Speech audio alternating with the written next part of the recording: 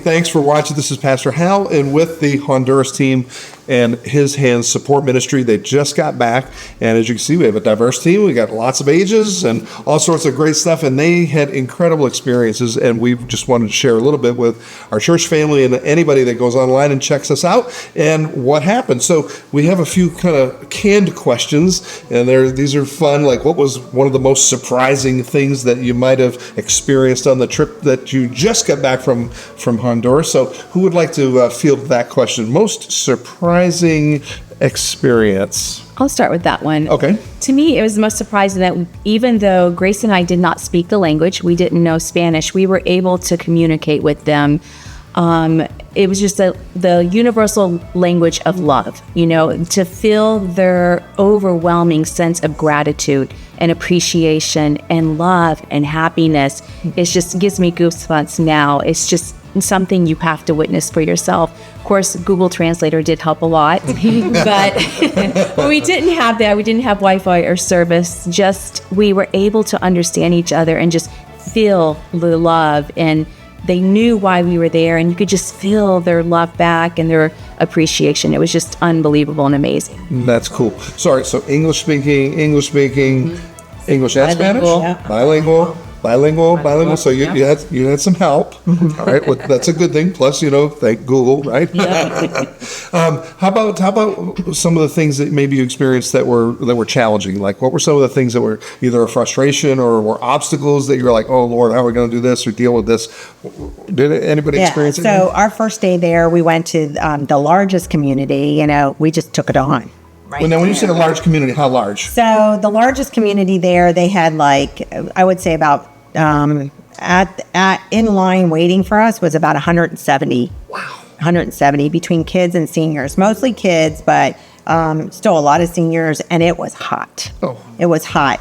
And so like hotter than Florida? Oh yeah, it was hot. They had been experiencing the last 2 weeks. They were at 135. Thankfully, when we were there, they weren't that hot, but it was hot and it was humid and muggy, and it hadn't really rained. So. And there's no AC. Yeah, there's no AC. No AC.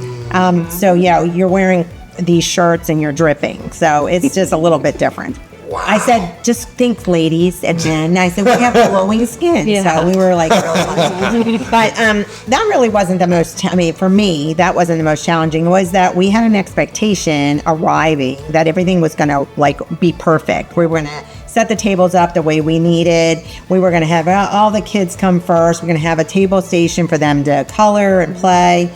And we got there, and the partner had a different idea. Oh. And so they had already assimilated this idea in their mind, and we just kind of had to adjust and adapt and kind of go with it. Like that ever happens with mission trips, right? Yeah, never happens. I told everybody it's okay. And then surprise for them, the big surprise was that all the forums this year were in English, because we have an admin person here that helps us that's English speaking, doesn't speak Spanish.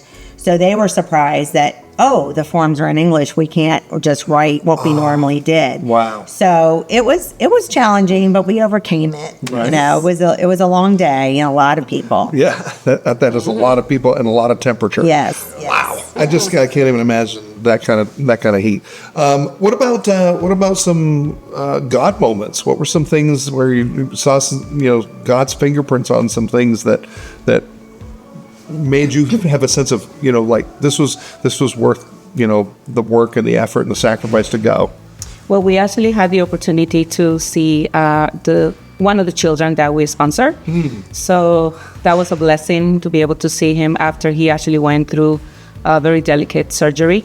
And he's not doing that great. So there was a moment that I can tell that Mom was sad, and there was some sadness in her eyes, and some desperation too. And I felt the leading of the Holy Spirit, and I just went ahead and prayed for her. And it was a very touching moment for the three of us. So. Wow, that's very cool. Yes. And was that was kind of an unexpected thing? Yes, it is. It was unexpected because that's something that I typically don't do. Wow, that's great. Well, that's great. And I know a lot of times when we go on a missions trip like that, we're surprised at what's in us that God uses and brings out that we weren't even planning on, on doing or an experience that we're going to have. So that's very cool. Yeah. Were there how was everybody's health? Any health challenges? Everybody good on this trip? Well, I mean, it was very hot to the point where I was nauseous several times, almost passed out a couple times. It was extremely hot. Julio hurt his foot at one point. So we had a lot of little things going on, but nothing that hindered us. Yeah. Right. Well, that's a blessing. I had a flood in my room. You had a flood in your room. Yeah. It rained one night a lot. And I got out of bed. I was about to go to the bathroom, and I stepped down, and it went plop, and it was water about 3 inches high, and I had to go downstairs. And I had to knock on the lady's door, and she's like, okay, I come up. And she takes a broom, and they're just sweeping the water out of the room, sweeping it out. So, yeah, there was a few challenges, but, in the big scheme of things, it really wasn't anything really that bad. Right. So, Grayson, now you've been on missions trips before, so you're a veteran now at the wise old age of 13, okay. So I'm very impressed again. Every time you tell me you're 13, I'm like, wow, he's been on a lot of these mission trips. At 13, I hadn't barely gone on only 2 Boy Scout trips. So that was right in the safety of our own little country and our own little known woods. Yeah. But you get to go on this trip as well. And what was something that struck you that you were like, when you saw how things were there compared to here, what was your takeaway from that? They live very different. They live more modesty, and they live with very little, but they're content. So when you get back to the United States, you really you see what you take for granted and how lucky and blessed you are to have what you have. That's true. That is true. I think everybody that's been outside of this country, that's one of the major takeaways, right? It's like I think we forget how blessed we are and how many things we have at our disposal that we just take for granted and others don't have. So that's very cool. And how many times I kept saying, as a widow, I kept feeling so sorry for myself. I have to take care of the house by myself. I have to take care of the yard by myself, and I feel sorry for myself. And then you get there and you realize, what am I doing? I'm so lucky to complain about this laundry. I have a washer and dryer.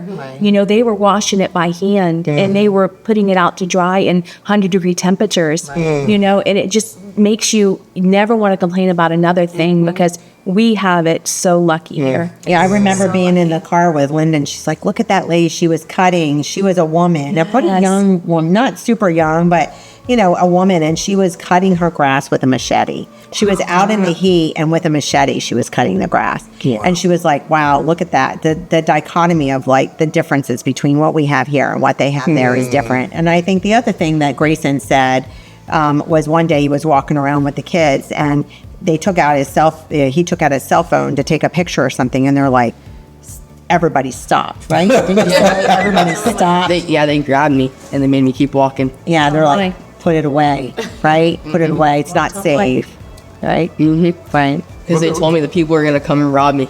Yeah. Really? Yeah. Mm-hmm. Yeah. Wow. So something they live with every day. They're worrying about being robbed, murdered, just walking down the street. Gangs, yeah. Right? Well, and I think that's something that we forget when we're asking our church family to pray for teams that are going. A lot of times you're going into unsafe places where society itself is not necessarily It's a third world country, right? We tend to forget, you're going on a mission trip, how great it is. But the people, we're there, and I think when we're there, we don't really fear that because you feel like you've got the covering of the Lord, right? You've got that covering, but it's important. I mean, the pray part is really, it's an important part. Literally mission critical. Yes, I mean, it literally is because it is. Without his supernatural involvement, we're literally trying to accomplish these things in our own power and strength, which we can't, which accomplishes nothing, Jesus said, right? Absolutely. Any other words that you would like to share that would maybe encourage others to get more involved in impacting, their world for God's kingdom outside of our church walls and outside of our own country even? I think for me, it's don't be afraid. You'll be surprised what God will do with the least amount of time. How he uses your gifts and your talents, even when you don't think you have anything. He uses every one of us he used on this trip. And we were all touched in different ways. And if it wasn't by stepping outside of the fear and the uncertainty and the unknown, we would never get the blessing that we are so blessed when we come back with the love and just the feeling and the gratitude and the appreciation. Don't let it stop you. Don't be afraid. Get in a team or get more involved and know, because it will change your life. It has mine, and I know it has everybody else's that is on this trip. So I'm just guessing you'll probably go on more trips. Oh, yeah, absolutely. Yeah. Going back. Yeah. Grayson going, you'll go We again? may already have a time thought. You may already have one. date. Wow. Check out the calendar. There we go. It's right on the webpage. Go to cornerstonefamily.com/missions, and it's right there. But seriously, thank you for taking time to watch this little interview, and please pray and think about how you could maybe send someone or maybe even go on a trip yourself.